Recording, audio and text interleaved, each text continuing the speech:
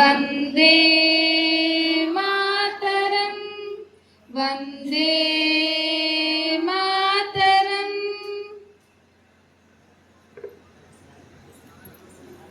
Thank you girls.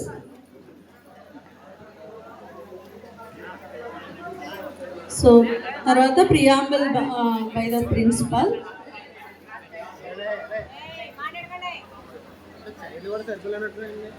సరుపులు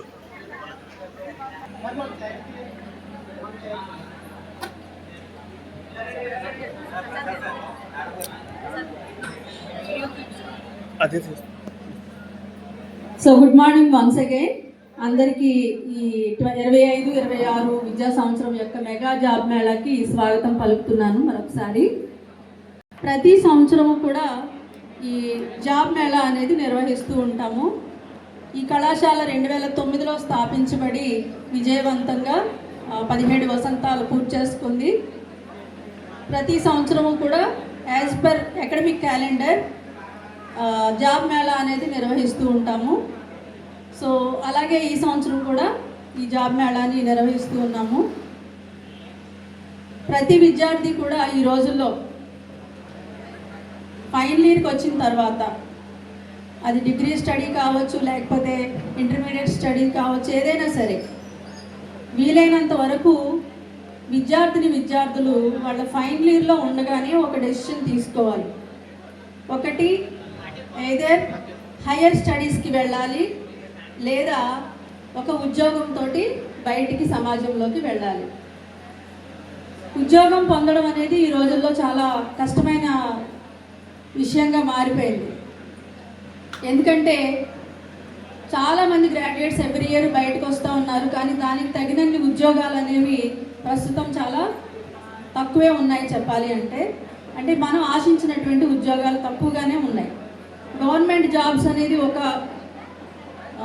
దారి అయితే కనుక గవర్నమెంట్ జాబ్స్కి మీరు చూస్తుంటే కనుక ఒక ఉద్యోగానికి కనీసం 10,000 మంది పోటీ పడుతూ ఉన్నారు. అలాగే ఎవరికి వస్తున్నాయి గవర్నమెంట్ జాబ్స్ అనేవి అంటే ఎవ్రీ ఇయర్ క్యాలెండర్ ఉండట్లేదు. సో విద్యార్థులు ఆ టైంకి వాళ్ళు ఎవరైతే సిద్ధంగా ఉండి ప్రిపేర్డ్గా ఉంటున్నారో వాళ్ళకి నోటిఫికేషన్ పడిన వెంటనే కూడా వాళ్ళు ఉద్యోగాలు పొందడానికి వారికి ఉపయోగపడుతుంది. చాలామంది ఏం చేస్తున్నారంటే నోటిఫికేషన్ వచ్చిన తర్వాత అప్పుడు ప్రిపరేషన్ స్టార్ట్ చేద్దామని అనుకుంటారు. అలా చేయడం వల్ల ఏమవుతుందంటే టైం సరిపోదు, ప్రిపరేషన్ సరిపోదు, కాబట్టి చాలామంది ఫెయిల్ అవుతూ ఉన్నారు. సో ప్రతి జాబ్కి అప్లై చేసినప్పుడల్లా కనీసం మినిమం 500 రూపాయలు అప్లికేషన్ ఫీజు పే చేస్తున్నారు. సో అందువల్ల ఎవరైతే పట్టుదలగా ఇంకా దాని మీదే ఉంటారో వారికి ఉద్యోగాలు అనేవి గవర్నమెంట్ జాబ్స్ అనేవి వస్తున్నాయి. ఇక గవర్నమెంట్ సెక్టార్ ఒకటే కాదు, సెంట్రల్ గవర్నమెంట్ సెక్టార్ కూడా ఉంది. ప్రతి సంవత్సరం జాబ్ క్యాలెండర్ పడుతూ ఉంటుంది, బ్యాంక్ జాబ్స్ ఉన్నాయి. సో ఇవన్నీ కూడా మీరు ఇంకా దాన్ని ఒక తపస్సులాగా చేస్తే అది కూడా సాధించడం ఏమీ కష్టం కాదు. సో ఎవరైనా సరే ఆ ఫీల్డ్లో ఉంటే కనుక దానికి తగిన ప్రిపరేషన్, మనం ఏది చేయాలన్నా కూడా దానికి ప్రిపరేషన్ చాలా అవసరము. మీరు ఏం చేయాలనుకుంటున్నారో ముందు ఒక కాంపిటేటివ్ ఎగ్జామ్ రాయాలి అంటే కాంపిటేటివ్ ఎగ్జామ్ సిలబస్ ఏంటో చూసుకోవాలి, ఆ పేపర్ ఎలా ఉంటుందో చూసుకోవాలి. దానికి తగినట్టుగా మీరు ఇప్పటి నుంచే ప్రిపరేషన్ స్టార్ట్ చేస్తే వాటిని మీరు ఖచ్చితంగా సాధించగలుగుతారు. ఇంకా అది కాకుండా మనకి ప్రైవేట్ సెక్టార్ ఉంది. సో ప్రైవేట్ సెక్టార్లో కూడా జాబ్స్ అనేవి ఎవరికి వస్తున్నాయి అని అంటే ఎవరైతే కష్టపడి పనిచేస్తారు. మీ మార్కులు ఇవి డజంట్ మ్యాటర్. మీకు చదువుకున్నప్పుడు మీకు ఎన్ని మార్కులు వస్తున్నాయి, ఏ గ్రేడ్ వచ్చింది, అది ఎవరు చూడట్లేదు. ఏం చూస్తున్నారు, మీకు కొత్త విషయాలు నేర్చుకునేటటువంటి ఆసక్తి ఎంత ఎక్కువగా ఉంది, అలాగే మీరు ఏ పనినైనా ఎంత పర్ఫెక్ట్గా చేయగలుగుతారు అనేది మాత్రం వాళ్ళు చూస్తున్నారు. సో నేర్చుకునేటటువంటి స్వభావం అనేది చాలా చాలా అవసరం. అలాగే స్కిల్ అంటే నాట్ ఓన్లీ ఎడ్యుకేషన్ అనేది ఒక పార్ట్ అయితే కనుక 2 రకాల స్కిల్స్ ఈరోజు యువతకు అవసరం. ఒకటి ఏంటంటే జాబ్ స్కిల్స్ అంటే చక్కని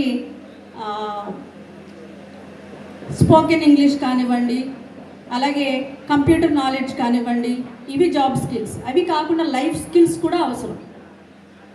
లైఫ్ స్కిల్స్ దగ్గరికి వచ్చేసరికి ఎథిక్స్, అలాగే లైఫ్ సేవింగ్ స్కిల్స్, ఇట్లాంటివన్నీ కూడా అవసరం. సో ఇవన్నీ కూడా మా కళాశాలలో విద్యార్థులకి ఫైనల్ ఇయర్లో ఉన్న వారికి ఖచ్చితంగా వీటిలో కూడా శిక్షణ ఇస్తూ ఉన్నాము. యాజ్ పర్ అవర్ కమిషనరేట్ నుంచి మా పై అధికారుల నుంచి వచ్చిన సూచనని ఫాలో అవుతూ వీటన్నింటిలోనూ కూడా మేము విద్యార్థులను తీర్చిదిద్దుతున్నామని చెప్పడానికి సంతోషిస్తున్నాను. అలాగే ఇప్పుడు మిగతా వారు కూడా ఈ స్కిల్స్ అన్నీ కూడా యాక్టివేట్ చేసుకోవాలి. ఇప్పుడు మీరు ఒకవేళ డిగ్రీ అయిపోయి ఖాళీగా ఉంటే ఈ స్కిల్స్ అన్నీ కూడా యాక్టివేట్ చేసుకోవడానికి ట్రై చేయండి. ఎవ్వరూ కూడా ఖాళీగా ఉండకూడదు. ఇప్పుడు ఇక్కడ ఉద్యోగ అన్వేషణలో వచ్చిన వారందరినీ కూడా నేను ప్రత్యేకంగా అభినందిస్తున్నాను. ఎందుకంటే మీకు ఏదో చెయ్యాలి, నేను ఇంట్లో ఖాళీగా ఉండకూడదు, ఏదో ఒకటి సాధించాలి అనేటటువంటి ధోరణి ఏదైతే ఉందో మీకు ఆలోచన ధోరణి, దాన్ని నిజంగా అందరూ కూడా ఆలోచన ఉంటే చాలు, నెమ్మదిగా దాని తర్వాత మీరు పై స్థాయికి వెళ్ళగలుగుతారు.